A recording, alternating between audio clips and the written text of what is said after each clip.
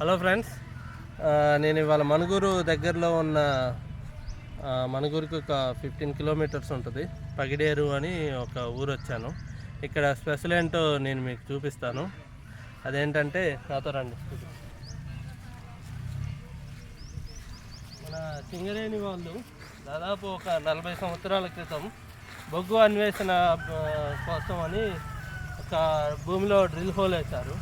కాకపోతే అందులో విపరీతంగా వాటరు కంటిన్యూ, ఎటువంటి బోరు మోటార్ లేకుండా వాటర్ రావటం జరిగింది. అది ఇక బొగ్గు తీయకుండా అలా వదిలేశారు. కానీ ఆ వాటర్ ఎలా వస్తున్నాయంటే మీరు ఇప్పుడు ఈ వీడియోలో చూడొచ్చు. అత్యంత వేడిగా ఇట్లా ముట్టుకుంటే కాలిపోతున్నాయి, అంత వేడిగా వస్తున్నాయి. ఇది గత 40 సంవత్సరాలుగా కంటిన్యూగా వస్తూనే ఉన్నాయి.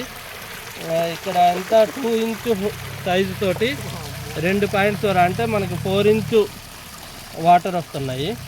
ఈ వాటర్ని దగ్గరలో ఉన్న ఒక చెరువుకి మళ్లించి అవి కూల్ అయ్యాక వ్యవసాయానికి వాడుకుంటున్నారు.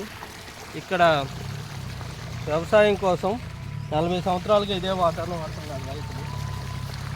ఇలాంటిది ఇంకొకటి ఉంది. అక్కడ నుంచి జియోలాజికల్ వాళ్ళు దాని మీద ఎక్స్ప్లోర్ చేసి దాని ద్వారా పవర్ కూడా తయారు చేస్తున్నారు, 20 kilowatts power. Thank you friends.